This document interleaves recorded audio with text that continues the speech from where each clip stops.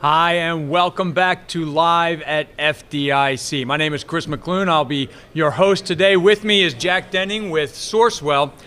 We're going to talk a bit today about cooperative purchasing and in some points where Sourcewell can help you out. So, Jack, thank you for joining me today. To get us started, why should a fire department consider cooperative purchasing?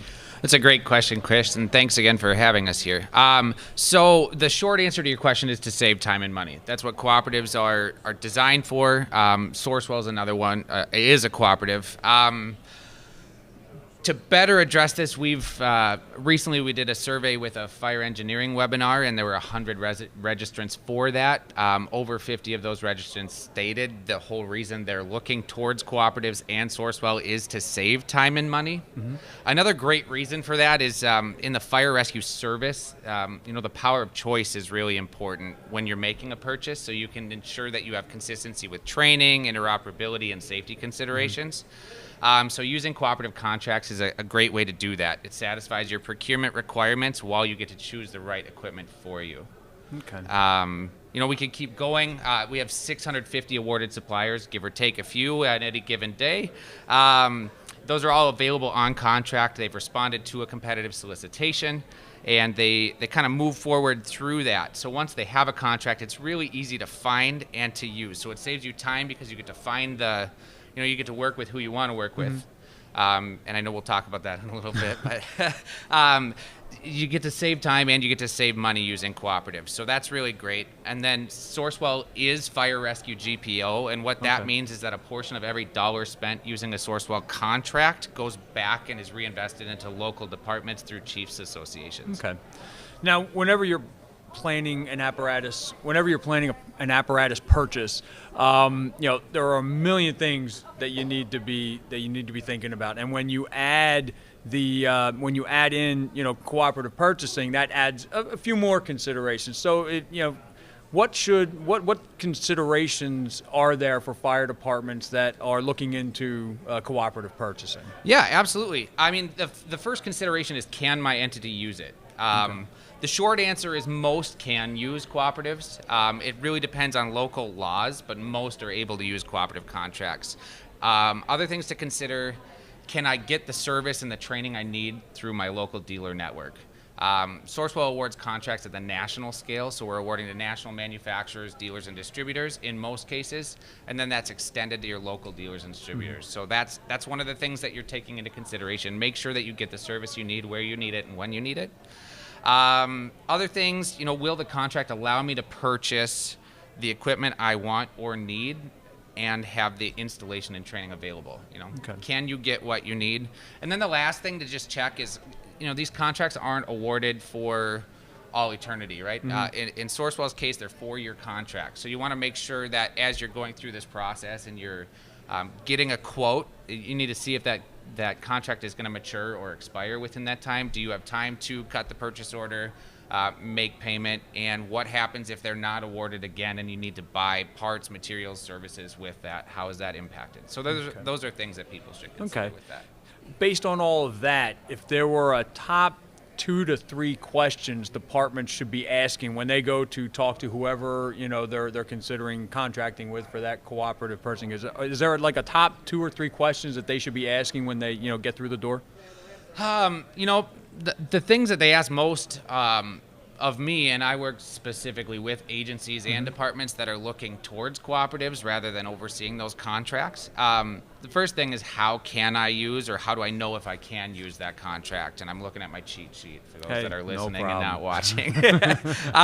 In general, most public agencies can use cooperatives, but you really need to check with your own procurement experts and the legal guidelines within a state to determine if you can would be the answer to that. But the biggest question is, can I use it, rather than how or if. Most states are wide open or have small regulations related to it. There are circumstances where the answer is no, you can't use it. So it's really important to check with your local, whoever that might be. If you're a big enough department, check with your own purchasing team. The department I'm on has 20 people, so we figure it out ourselves. But check and make sure it's okay. Another question is, how do I actually make that purchase? And that's super simple. Cooperatives are the greatest thing in the world, in my opinion, because nobody likes conducting a bid. It's a pain in the rear end, right?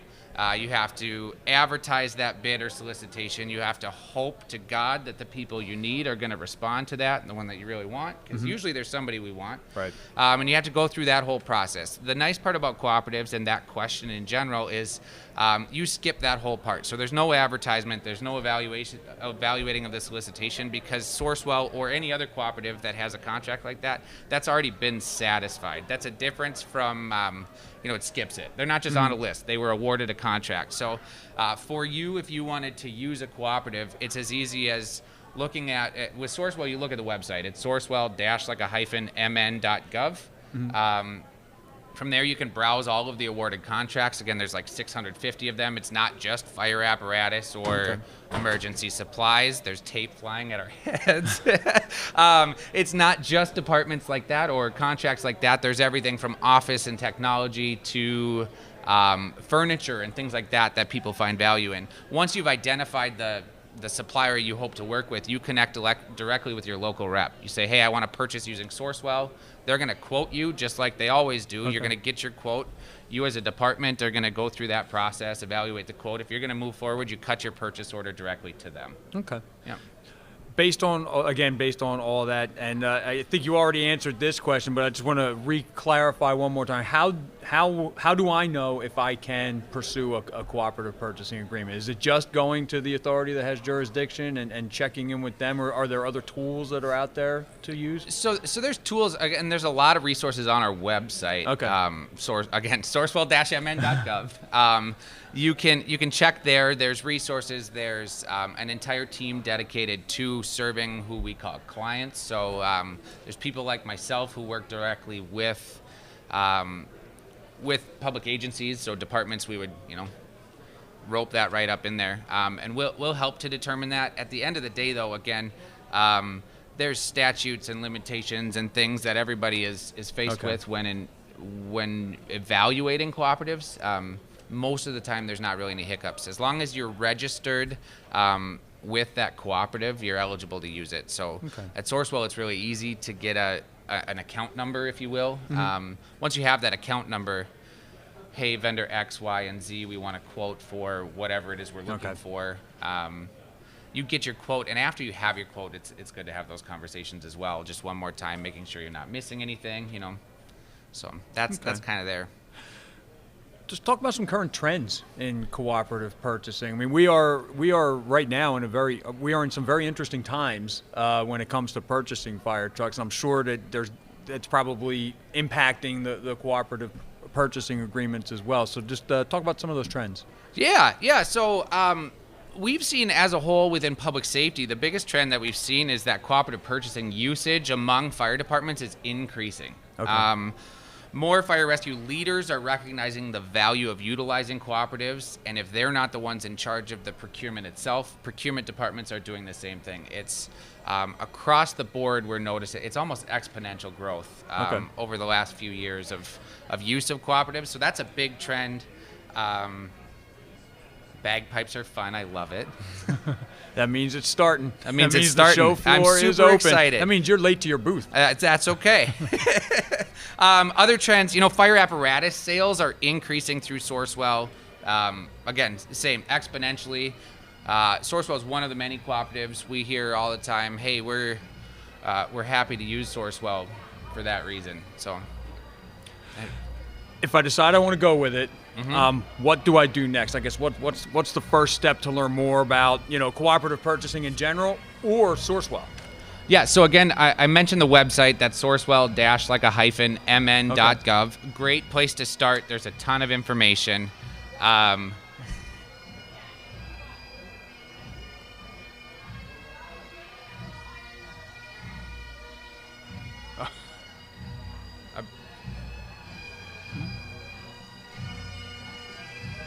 We got the bagpipes going by, so we're just going to admire the pipes and drums. Taking a short break. And you get to be graced with this wonderful music as well.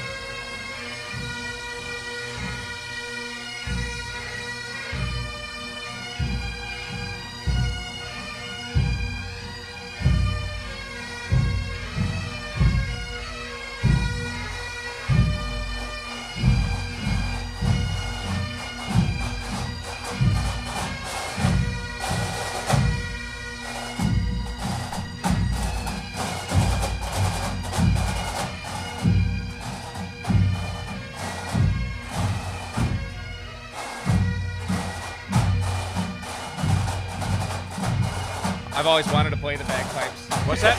I said I've always wanted to play the bagpipes.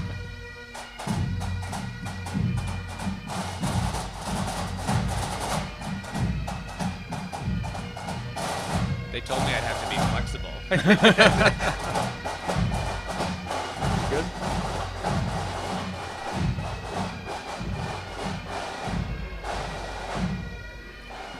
All right, so what we were talking about was what to do next. What to do next. When I've decided, I've kind of looked into it. You know, we've got the apparatus purchasing committee together. We've decided we want to go in that direction.